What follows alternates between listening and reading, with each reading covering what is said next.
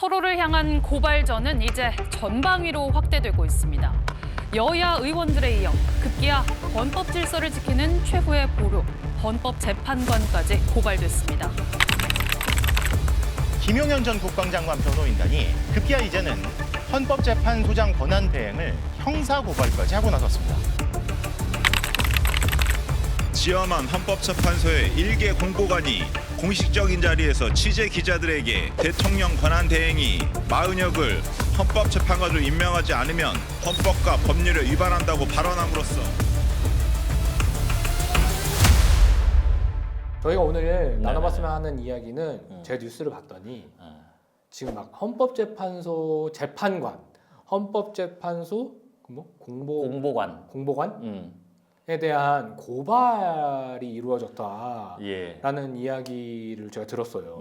나도 봤어. 고발된 죄명을 대충 이제 뉴스를 통해서 보니까 둘 다 직권남용이더라고요. 직권남용. 네. 그래서 물론 공무원한테 직권남용 권리행사 방해라는 이유로 고발을 할 수 있지만 그렇죠. 과연 이게 진짜 고발이 될 만한 사안인지 아니면 더 나아가 고발로 진짜 처벌이 될 수 있는 사안인지에 대해서 이거 한번 이야기해보는 것도 괜찮겠다는 생각이 들더라고요. 이게 고발이잖아요. 고발. 고소가 아니고.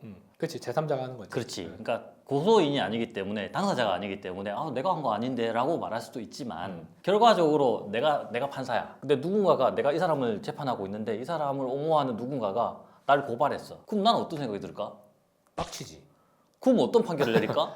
뭐 그렇다고 해서 나쁜 판결을 내리진 아니지. 않겠지만 법관은 자기 법과 양심에 따라서 처분을 내리지만 사람인지라 그 화남, 열받음이 그 빡침이 없을 수는 없거든. 도대체 그 고발을 왜 했을까 이해가 안 되는데 그거는 뭐 그 사람의 내심에 있는 거니까 넘어가고 우리는 이해가 안 되지만 나는 그래서 이참에 직권남용이라는 파트의 공부를 다시 해봤어. 직권남용 권리행사 방해죄. 공무원이 직권을 남용하여 의무 없는 일을 하게 하거나 권리 행사를 방해한 때 성립하는 범죄잖아요. 그렇지. 근데 이 죄명이 생각보다 다른 형법 조항에 비해서 두루뭉술하게 돼 있는 조항이야. 의무 없는 일이라는 게 뭔데? 약간 이래서 남용을 했는 게 뭔데? 교과서에도 보면 되게 이 설명이 어찌 보면 장황한 부분이란 말이에요.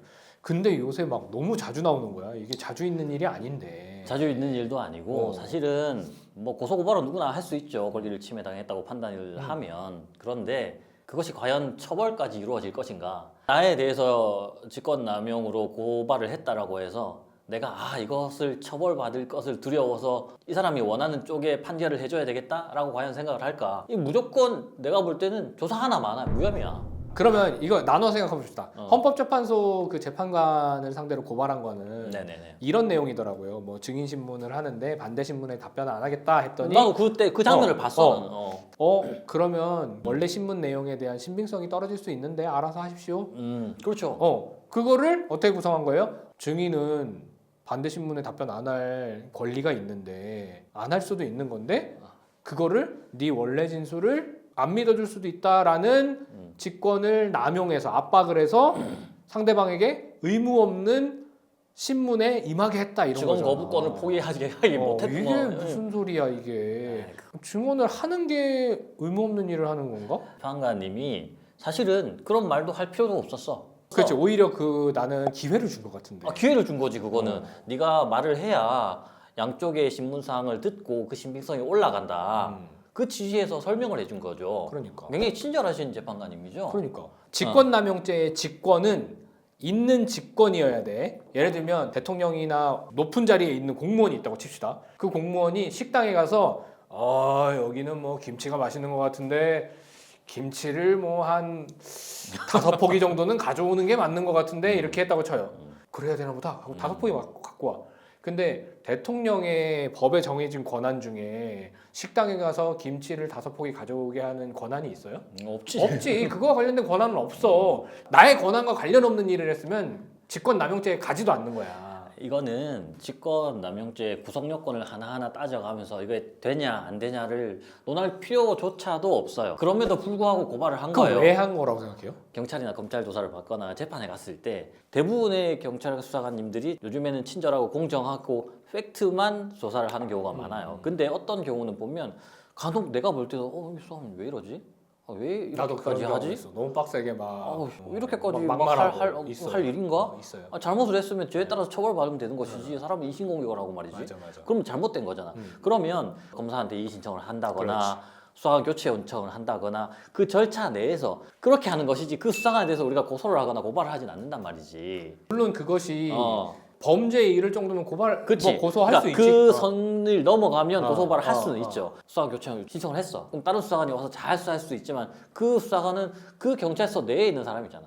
결국에는 또이또이란 말이야. 우리가 할 주장을 잘하고 수사관이나 뭐 검찰로 넘어가거나 재판에서 우리가 할 것들을 우리는 최선을 다해서 하자. 그게 오히려 우리 재판 결과에 더 좋은 영향을 미칠 것이다. 라고 얘기하는 경우가 많아요. 우리가 이제 어떤 재판 업무를 하거나 수사를 대응하는 업무를 하는 사람들이니까 그 절차 내에서 생각하는 건데 그치. 이거를 시선을 한번 확장을 해봅시다. 지금 이 헌법재판소에서 이루어지고 있는 탄핵 심판을 정치적인 영역이라고 보는 사람들도 많이 있잖아요.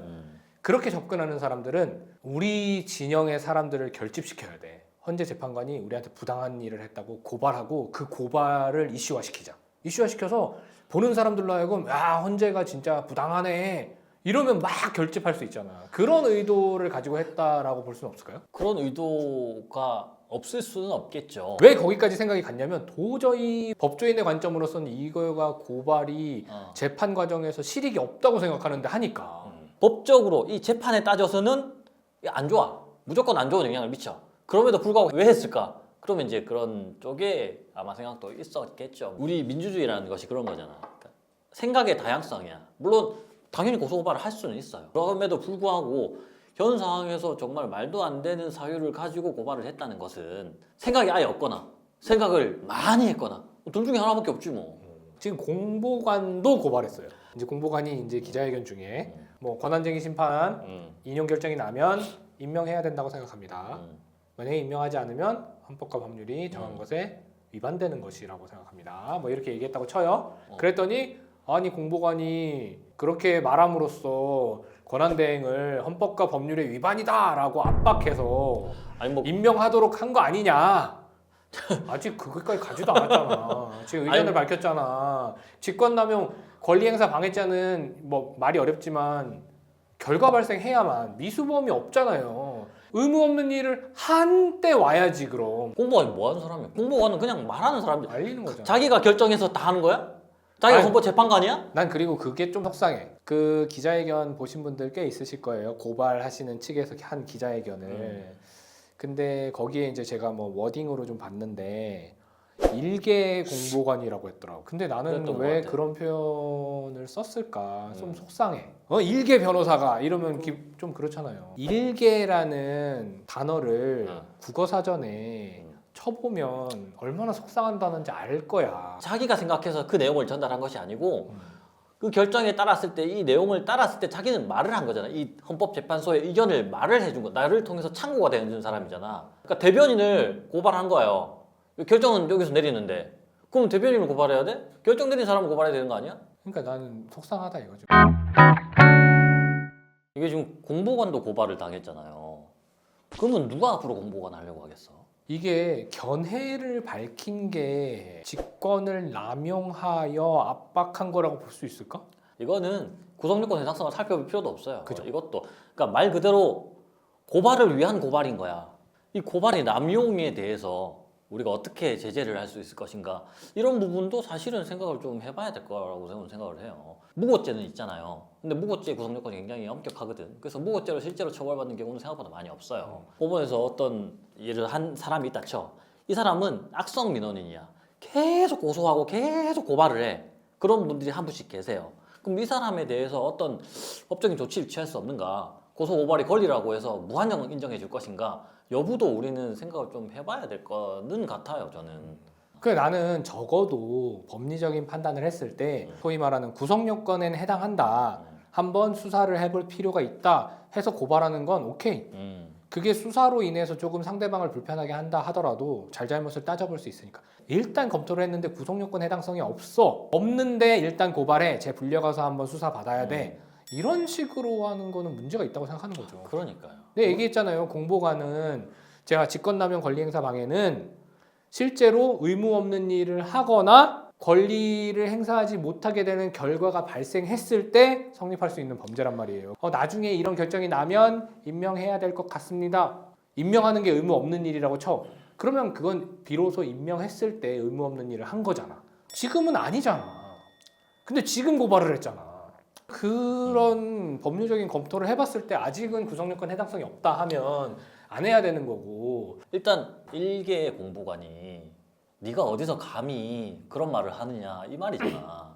문제가 있다라고도 생각도 안 되지만 문제가 있다라고 생각을 했을 때 그것을 해결하는 방법조차 잘못됐다. 나는 이렇게 생각이 들어요. 재판 내에서는 제척 기피 회피제라는 것이 있고 재판에서 내가 상대방한테 불리한 고소고발을 하게 되면 재판이 자기들한테 불리할 거라는 것은 누구나 다 인식이 가능하잖아. 그거 외적으로 다른 실익이 있기 때문에 했을 것이다 라고밖에 생각할 수가 없죠. 하여튼 저는 이게 결국에는 정치적인 판단 하에서도 고발들이 막 이루어질 수 있고 뭐 지지세를 결집시키기 위해서 고발을 할 수도 있지만 적어도 그 고발이 검토하에 이거는 범죄가 될 여지가 있다라고 했을 때 하는 수준에서 이해할 수 있는 거지 범죄가 되지 않는 것 같긴 한데 야 그래도 고발해 이러면 안 된다는 생각은 들어요. 결국에는 그 헌법재판관과 헌법재판소 공보관에 대한 예. 고발 관련된 얘기를 해봤어요. 근데 이제 헌법재판관도 고발당하셔서 예. 당황스러우셨겠지만 저는 그 헌법재판소 공보관을 고발한 게 참 지금도 속상해요. 왜 그런 일이 있었을까? 맞아요. 저는 이렇게 공보관이 자기의 일을 했는데 고발되는 이런 상황은 좀 없었으면 좋겠어요.